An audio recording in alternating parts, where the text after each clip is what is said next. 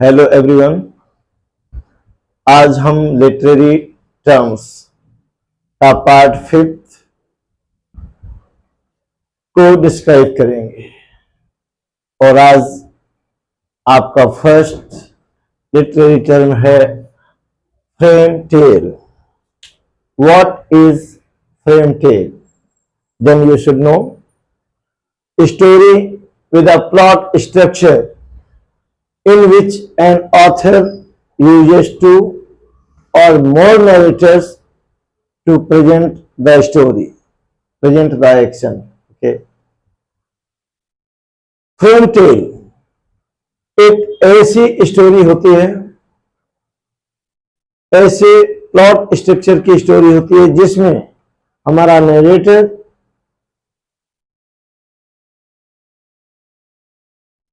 जिस पर हमारा ऑथर या नरेटर कुछ भी कह सकते हैं, दो व्यक्ति को लगाता है कहानी को रिप्रेजेंट करने के लिए, कहानी के एक्शन को रिप्रेजेंट करने। तो हमने देखा फ्रेम टेल क्या है। फ्रेम टेल एक ऐसा प्लॉट स्ट्रक्चर की स्टोरी है जिसमें हमारा author two or more narrators को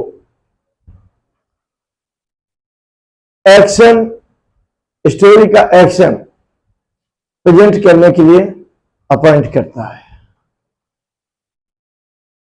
then we should know what is foreshadowing.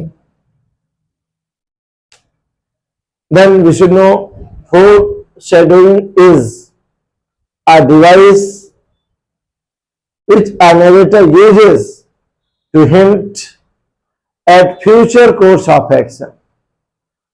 foreshadowing एक ऐसा डिवाइस है जिसमें राइटर फ्यूचर में होने वाले कार्यों को का शैडो रिप्रेजेंट करता है, जिससे लोगों को ये अंदाजा हो जाता है, अनुमान हो जाता है, लोग गेस करते हैं कि अब इन फ्यूचर कौन सी घटनाओं को अंजाम दिया जाएगा। Device a narrator uses to hint at future course of action. foreshadowing एक ऐसा डिवाइस है जिस पर राइटर यूज करता है ऐसे हिंट को जो फ्यूचर कोर्स ऑफ एक्शन को दिखाता है, भविष्य में होने वाली घटनाओं को, कार्यों को दिखाता है। आपका नेक्स्ट है genre. What is genre? What do you understand by genre? Then you should know genre is a type और kind as applied to literature और फिल्म। जेनर इज टाइप और kind as applied literature and films. ये literature का kinds या film का kinds बताता है किस प्रकार का लिटरेचर है, किस प्रकार की फिल्म है। तो हमने जाना कि what is genre? Genre is a type और kind as applied to literature and film. Genre literature का टाइप बताता है, वो किस प्रकार का साहित्य है, या फिल्म का काइंड या टाइप बताता है, वो किस प्रकार की फिल्म है। एग्जाम्पल्स जेनर के हम लोग देखेंगे। जेनर का एग्जाम्पल है romance, horror, tragedy, adventure, suspense, science fiction, epic poem और एलजी। तो हमारा लिटरेचर या फिल्म वो किस जेनर का है? वो रोमांटिक लिटरेचर है या रोमांटिक फिल्म है, वो हॉरर फिल्म है या वो लिटरेचर ट्रेजेडी है, या फिर एडवेंचर है या हमारा एडवेंचर बेस्ड लिटरेचर है, फिल्म हमारी सस्पेंस पर है। तो हमने देखा कि ये जेनर के एग्जाम्पल्स है romance, horror, tragedy, adventure, suspense, science fiction, epic and LG.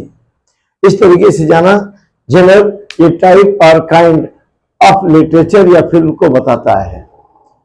Jenner क्या है, आप सामने देखा, romance, horror, tragedy, epic, LG etcetera. Next literary term है गैस्कोनेट। गैस्कोनेट गैस्कोनेट have the meaning of extravagant boasting। extravagant boasting बोले तो अपनी बड़ाई करना, अपनी बड़ाई करना। हिंदी में कहावत है अपने मियाँ मिट्ठू बनना। या इसका सेकंड मीनिंग है इंसिसेंट ब्रैगिंग, या लगातार डिंग मारना, फेंकना, बहुत बॉम्बास्टिक बातें करना, बहुत हाई फाई वस्तुओं को बताना, अपनी हैसियत को बताना। तो देखा, ये गैस्कोनेट का मीनिंग एक्स्ट्रावेगेंट बोस्टिंग होता है या इंसिसेंट ब्रैगिंग होता है, और जिसका मीनिंग अपनी बड़ाई करना या डिंग मारना होता है। Perhaps the most famous braggart of all literature, in all of literature, Sir John Falstaff। शायद सभी साहित्यों में जॉन फाल्स्टाफ ये बहुत फेमस ग्रंथ रहे, लगातार डिंग मारने वाले रहे, फेंकने वाले रहे, अपनी बड़ाई करने वाले रहे। जॉन फाल्स्टाफ द रोटल नाइट, ये ऐसे योद्धा थे who is brave in words, जो बातें तो बड़ी बड़ी करते थे लेकिन timid टू डीड, कार्य करने से वो डरते थे। उनसे बातें बड़ी बड़ी करा दीजिए लेकिन कार्य करने से उन्हें डर लगता था। नेक्स्ट हम देख रहे हैं लिटरेरी टर्म हेजियोग्राफी। हेजियोग्राफी क्या है तो आपको जानना चाहिए। Book on the lives of saints. Book on the lives of saint is known by hagiography, यानी कि साधु महात्माओं के जीवन पर आधारित बुक को आप हेजियोग्राफी कहते हैं, या इसे आप scholarly study on the lives of saint कर सकते हैं। हेजियोग्राफी का मीनिंग यह भी होता है कि scholarly study on the lives of cents. Life पर स्कॉलरली स्टडी करना मीन्स रिसर्च करना, किसी बहुत ही ग्रेट, बहुत ही पॉपुलर सेंट के जीवन पर शोध करना, ये हेजियोग्राफी होता है। And now we are going to discuss about Gothic novel. We are going to discuss about Gothic fiction. What is Gothic fiction? Literary genre focusing on dark, mysterious, terrifying events. ऐसा literary Jenner, ऐसा literary type और literary kind जो focus करते हैं अंधकार में, mysterious रहस्यमय और डरावने घटनाओं को जो रचना फोकस करती है उसे आप गोथिक फिक्शन कहते हैं। Literary genre focusing on dark, mysterious, terrifying events are known by Gothic fiction. The story unfolds at one or more spooky sites, और ऐसी स्टोरी में, गोथिक फिक्शन की स्टोरी में एक या कई स्पूकी साइट्स मीन्स डरावनी जगहें दिखाई गई होती हैं। बहुत ही डरावनी, बहुत ही टेरिफाइंग साइट्स को, स्थानों को दिखाया गया होता है गोथिक फिक्शन में। In some Gothic novel, characters imagine that they see ghosts and monsters. कुछ गोथिक नॉवेल्स में जो इसके कैरेक्टर्स हैं वो इमेजिन करते हैं कि वे भूत से मिले या कोई दानव या दैत्य से मिलते हैं, ये इमेजिन करते हैं। और दूसरी गोथिक नॉवेल्स में गोस्ट्स और मॉन्स्टर्स आर रियल। कुछ दूसरी गोथिक नॉवेल्स में गोस्ट और मॉन्स्टर्स ये रियल में होते हैं। और गोथिक नॉवेल का जो वेदर होता है वो बहुत ही ड्रेरी या फाउल होता है, बहुत ही मौसम डरावना होगा, आंधी वाला होगा, भयंकर तूफान आ रहा होगा, धूल भरी आंधियों वाला होगा, ऐसा मौसम होता है गोथिक नॉवेल का। After then, we will know about hamartia. What is hamartia? Remember that serious flaw of main character. Serious flaw of main character. Main character means protagonist. Protagonist means hero of the drama, hero of the play, hero of the novel. तो what is हेमर्सिया? ये हेमर्सिया क्या है? तो हम लोगों ने देखा कि serious flaw of main character, जो मेन कैरेक्टर है नॉवेल का, उसमें एक बहुत बड़ी कमी होना, फ्लॉ मीन्स कमी होना होता है, बहुत बड़ी कमी होना, बहुत बड़ी कमी होती है ग्रीक ट्रेजेडी में। ग्रीक ट्रेजेडी का जो मेन कैरेक्टर होता है उसमें बहुत सीरियस फ्लॉ होता है, बहुत ज्यादा कमी होती है। ऑफन दिस फ्लॉ इज, और इन कमियों में अक्सर होता है ग्रेट प्राइड, इसे आप हबीज कहते हैं, गुरूर आप कह सकते हैं, बहुत ज्यादा गुरूर होता है इस मेन कैरेक्टर को। या फिर बट ये भी हो सकता है प्रिजुडाइज, वो इसी का पक्षपात करता है, नाराजगी बहुत अधिक जाहिर करता है, उसके मन में ईर्ष्या है या इनहेरिटेड वीकनेस, या पैतृक तरीके से जो उनकी वीकनेस होती है, जो उसके ग्रैंडफादर में रहा, जो उसके फादर में रहा, वो उसमें भी वही वीकनेस आ गई, या सीरियस शॉर्ट कमी, या और भी कोई गंभीर कमी। जो गंभीर कमी जो मेन कैरेक्टर्स में होता है ग्रीक ट्रेजेडी में, उसे ही हेमर्सिया कहते हैं। तो आपने देखा हेमर्सिया क्या है? हेमर्सिया ग्रीक प्लेस का जो मेन कैरेक्टर है, जो प्रोटैगनिस्ट है, जो हीरो है, उसके चरित्र में बहुत बड़ी कमी को हेमर्सिया कहते हैं। और ये हेमर्सिया, ये सीरियस फ्लॉ या हेमर्सिया देखा जा सकता है एक गुरु या घमंड के रूप में, बहुत ज्यादा गुस्सा, ईर्ष्या व पैतृक तरीके से कमजोरी को दिखाता है। Then we should know what is heroic couplet.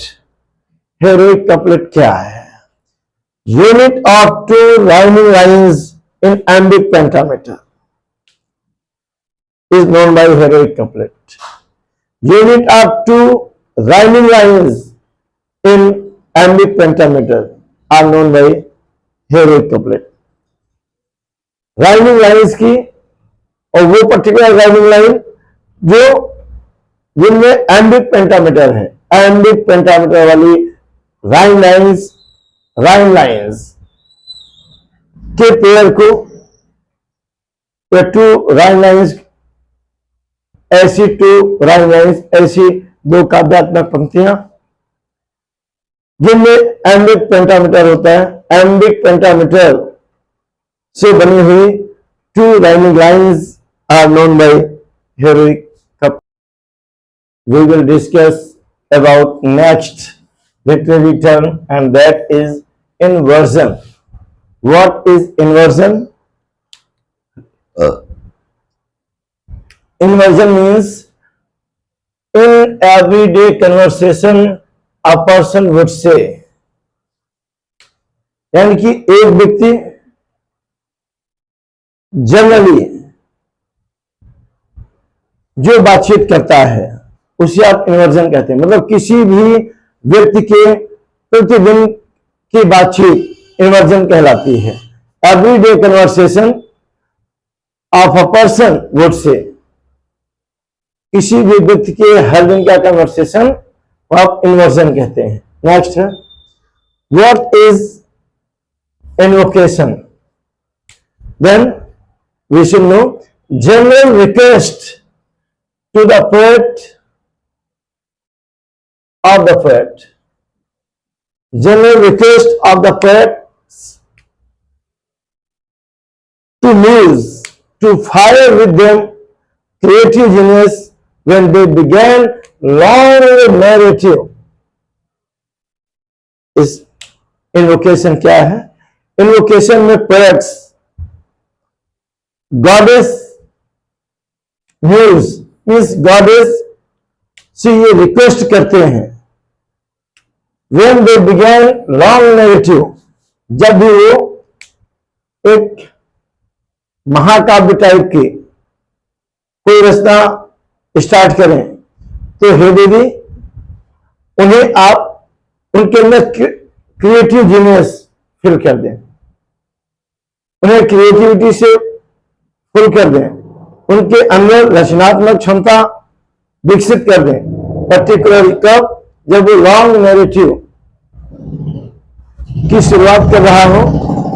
ये जनरल रिक्वेस्ट होती है पोएट्स की गॉडेस सरस्वती से। तो इन्वोकेशन क्या है? General request of the poets to the muse, poets की एक सामान्य सी अपील गॉडेस से कि फायर देम क्रिएटिव जीनियस, कि उनके अंदर रचनात्मक प्रतिभा भर दे जब वो लॉन्ग नैरेटिव कोई लॉन्ग कंपोजिशन स्टार्ट करें तो। नेक्स्ट है what is Canning? What is Canning? Canning means compound expression often hyphenated. ऐसे कंपाउंड एक्सप्रेशन जो ज्यादातर हाइफन जिनके बीच लगा होता है और ये किसी सिंगल नाउन को दिखाते हैं। ऐसे कोई भी कंपाउंड एक्सप्रेशन जो सिंगल नाउन को दिखाएगा और जिन नाउन्स के वर्ड्स के बीच हाइफन लगा होगा। Compound expression often hyphenated represent a single noun. Compound expression दो या दो से अधिक शब्द जिनके बीच हाइफन लगा होता है और ये सिंगल नाउन को दिखाते हैं उन्हें कैनिंग कहते हैं। जैसे What railroad? Railroad means sea या ocean. Devil's helper. Devil's helper means sinner, पापी। Widowmaker. Widowmaker means gun. Widowmaker ये गन को दिखाती है। Devil's helper sinner को दिखाता है। Railroad ये sea या ocean को रिप्रेजेंट करती है। What is liberties? What is liberties? Then we should know that this one is a Greek word. Liberties is a Greek word and it refers creation of positive idea. Creation of positive idea through negation.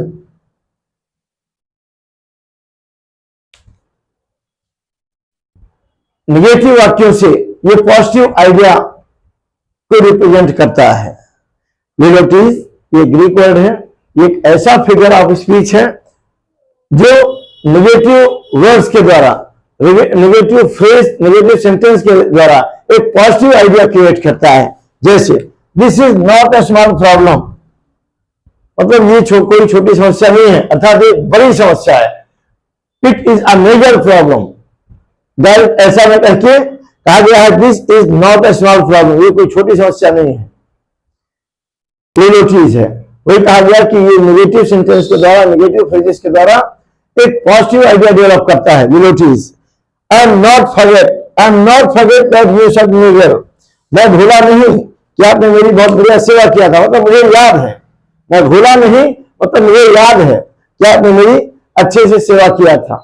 ये relatives है, क्योंकि इसमें negative sentence, negative phrases के द्वारा positive idea create करते हैं। ये literary terms रहे। अगर आपको यह मैटर यूनिक लग रहा है, आपको मैटर अच्छा लग रहा है, तो आप इसे शेयर करें, सब्सक्राइब करें, सब्सक्राइब करें। अगर आप ऐसे वीडियोस रेगुलर चाहते हैं तो ये जानकारी यूनिक है। हाँ, थोड़ा ये सिस्टम जिस पर मैं आपको टीच करने का प्रयास कर रहा हूं, वो सिस्टम थोड़ा सा बहुत कंफर्टेबल नहीं लग रहा है यहां पर, लेकिन मैटर यूनिक है, बेहद यूजफुल है। Thank you.